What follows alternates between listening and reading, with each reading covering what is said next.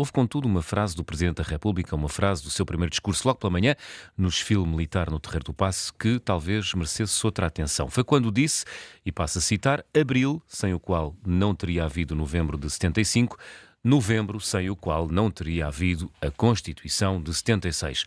José Manuel Fernandes, bom dia. Porquê é que esta frase é importante e porquê é que ela precisa de uma explicação? Bom dia novamente. Bem, eu, quando ouvi essa frase de manhã, fiquei com alguma expectativa sobre aquilo que poderia vir a ser ou não ser o discurso na Assembleia da República do Presidente da República, do Presidente, de Marcelo Rebelo de Sousa, até por uma razão muito particular, porque esse tema é um tema sensível e delicado e é um tema fulcral, digamos, e eu explico.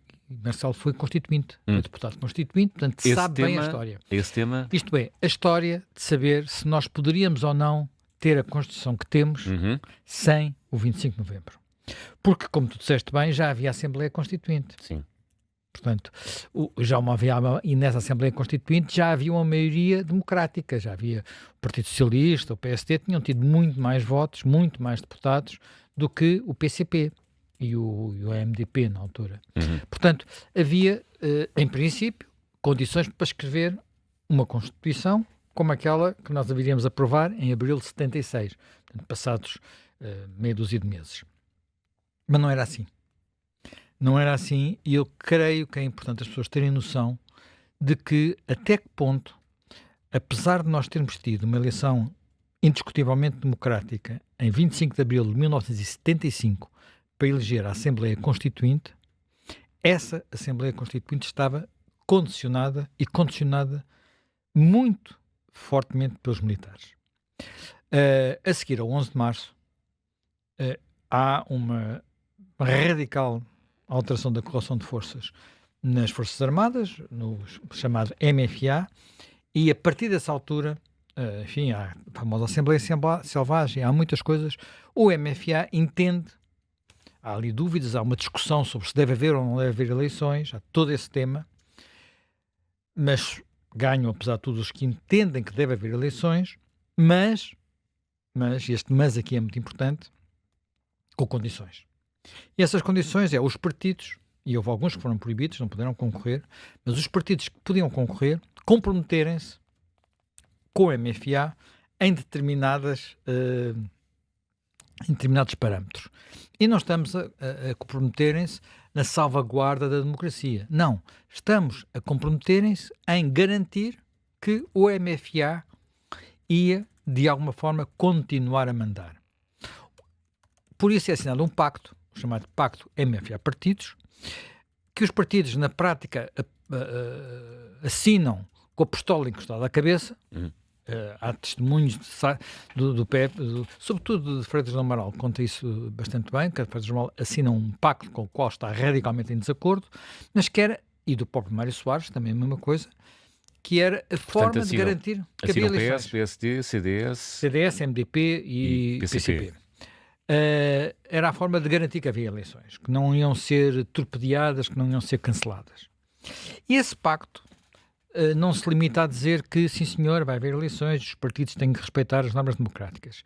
Esse pacto diz como é que deve ser o regime político, que tipo de arquitetura deve ter o regime político. E diz coisas extraordinárias, como que, por exemplo, nós não íamos ter eleição direta do Presidente da República.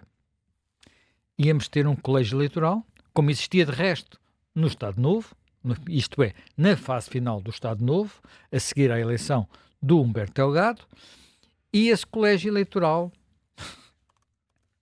era metade Assembleia da República e metade Assembleia do MFA. Basicamente era isto que se estava a cozinhar.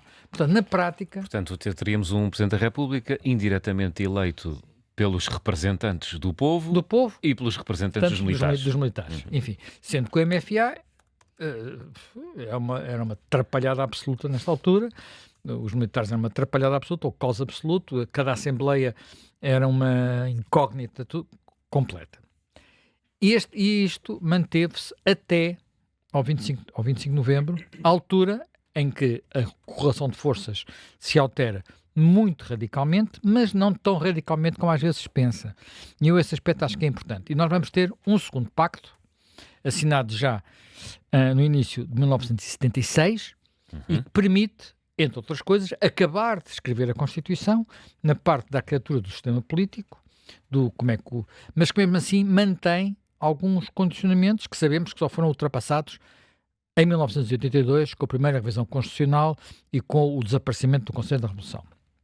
Mas para ter uma ideia de qual era a mentalidade dos vencedores do 25 de novembro, eu acho que vale a pena ir buscar aqui no dia seguinte, no dia 26, portanto, fez ontem 50 anos, faz hoje 50 anos e um dia, há uma declaração, uma famosa declaração do Ernesto Melo Antunes, portanto a figura, a cabeça pensadora do MFA, sobre de que toda a gente se recorda, há um ponto que ficou, que é o PCP é necessário à construção da democracia.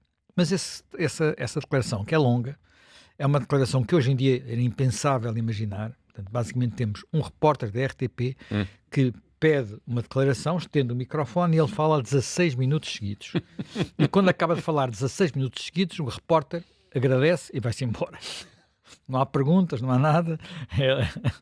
É o chamado mesmo jornalismo de pé de microfone. Pé de microfone, sim. Ora bem, há umas passagenzinhas dessa declaração que eu acho que vale a pena recordar, porque elas são muito ilustradoras, apesar de tudo, de como nós vamos caminhar para uma Constituição de 76 condicionada.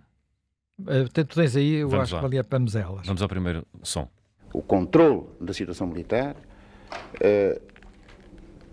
permite-nos obter um conjunto de garantias que nos levem a pensar que podem, como dizia, estar reunidas essas condições para que a situação política se clarifique e que avancemos realmente com um projeto viável de esquerda, como eu digo. E porquê é que digo que é um projeto viável de esquerda? É porque penso que, evidentemente, que para este país os caminhos de retorno, ou direto ou indireto, às formas de organização capitalista da sociedade estão para sempre cortadas, ou espero que estejam, que os caminhos de qualquer forma de retorno a formas de organização autoritária e, digamos mesmo, de direita da sociedade portuguesa estão também cortadas, ou esperemos que o estejam. Bem, eu acho que não, é difícil ser mais claro, não é? Basicamente, o que Melo Antunes está a dizer é que, apesar do 25 de novembro, não vai haver capitalismo e a direita está banida. Portanto, só haverá só é possível um projeto de esquerda, mas vale a pena continuar, porque ele a seguir vai falar do pacto. De direção política. Isto não quer dizer que nós tenhamos a pretensão de nos sobrepor aos partidos. Isto quer dizer apenas que, nas condições concretas da sociedade portuguesa, o MFA pode ser o portador de um projeto nacional de transição pacífica para o socialismo, no qual colaborem todos os partidos, embora os partidos possam ter projetos particulares diferentes deste projeto nacional, mas pode haver, em minha opinião, e deve haver, um pacto entre os partidos e o MFA para uma concepção, digamos, unitária e pacífica de construção da sociedade nova a que me refiro.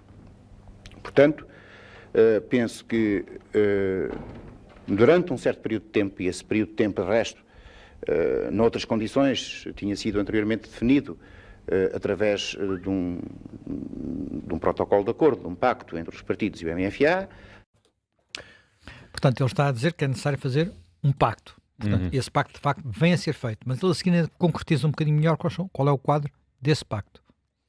Portanto, penso que durante um certo período de tempo, e esse período de tempo, de resto, noutras condições, tinha sido anteriormente definido através de um protocolo de acordo, de um pacto entre os partidos e o MFA, pacto esse que tem tendência a ser esquecido ou a ser posto em segundo plano.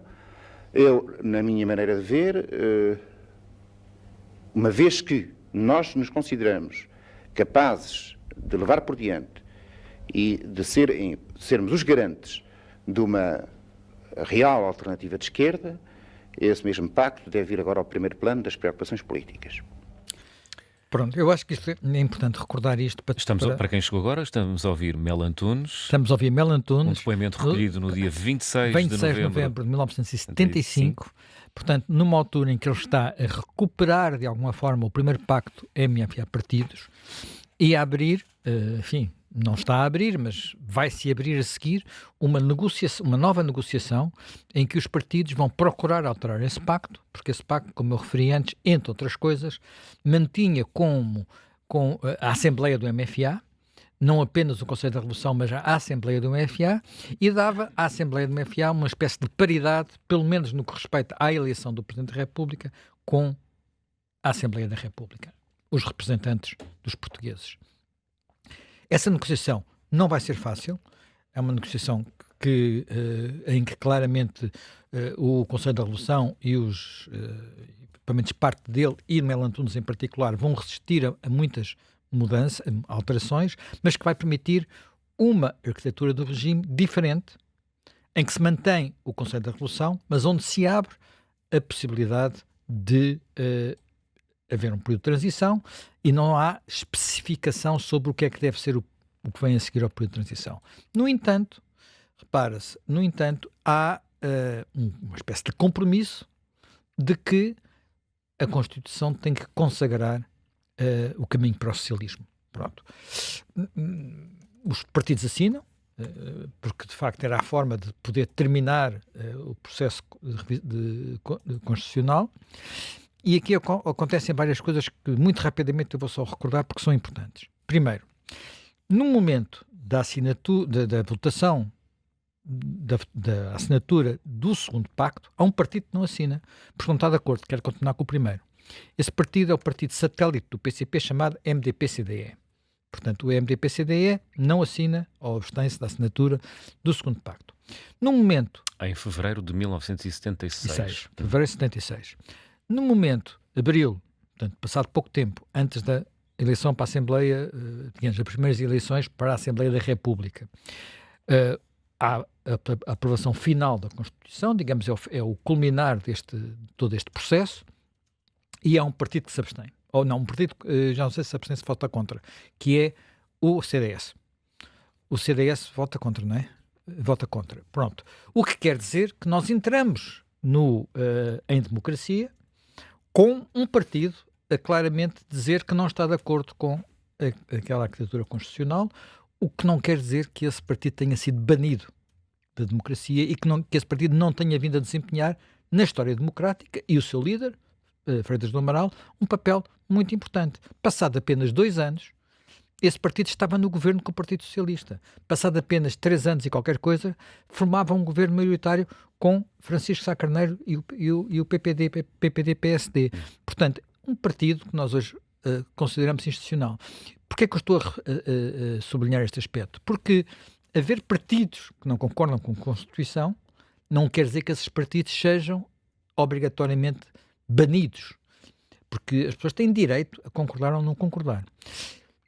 Terceiro aspecto muito rápido, porque nós temos convidados à espera, julgo eu, e portanto gostaríamos já de ouvi-los, que eu também me parece importante. Há um partido que vota a Constituição, mas que no momento da votação dessa Constituição não se apercebe bem do que é que está em causa. Só se apercebe, ou melhor, no momento em que essa questão está a ser discutida e está a ser votada, e a linha, por aí adiante, ainda não está bem consciente do que é que está em causa. Esse partido é o PCP.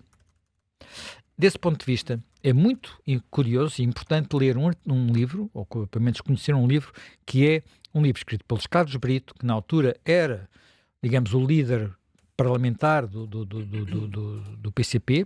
Reparem, Álvaro Cunhal sempre foi eleito deputado e sempre renunciou aos mandatos porque ele não, digamos, a luta dele não era a luta do Parlamento, era cá fora, não é? Portanto, e Álvaro Cunhal não acompanha, porque não era claramente essa a prioridade do PCP, o processo de construção da Constituição e de escrita da Constituição durante o PREC e depois na fase final até à sua aprovação. E só se apercebe da Constituição que foi escrita a seguir ao 25 de novembro. E há o interessante do livro do Carlos Brito, que são uma espécie de memórias é que ele vai dizendo que há vários momentos de alteração estratégica da posição do PCP que ele atribui a Álvaro Cunhal e que considera em muitos aspectos geniais ou muito importantes, e um deles é quando Álvaro Cunhal, que antes tinha passado todo o verão de alguma forma a sabotar a Assembleia Constituinte, de repente descobre que aquilo que está dali a sair era uma coisa que interessa ao PCP, e a partir daí o PCP transforma-se no maior dos defensores da Constituição, no partido que vai sempre estar contra todas as revisões da Constituição e que ainda hoje continua a estar, e a ameaçar que se aquela Constituição for revista, vem aí o Carme e a Trindade, acaba a democracia, acaba tudo. Portanto, e aconteceu isso várias vezes, não é? Aconteceu na revisão de 82, na revisão de 89, e mesmo mais adiante, quando foram feitas revisões mais pequenas, a maior parte delas por efeito de questões europeias, portanto, conformidade com regras europeias. Eu acho que é interessante recordar isto para ter uma ideia do que é que foi exatamente o 25 de novembro, da relação de forças que saiu do 25 de novembro, da forma como, apesar de tudo, continuamos a ser uma democracia condicionada, de que só nos libertamos em 82 com a primeira revisão constitucional, de como a tutela militar sobre a democracia se manteve via Conselho da Revolução durante esse período, e como isso foi uma imposição dos militares e do MFA. Imposição que não se limitou à arquitetura do sistema, como nós podemos recordar bem ouvindo Melo Antunes, que era de facto o líder ideológico do MFA, era a vontade de que em Portugal só fosse possível um regime socialista e de esquerda.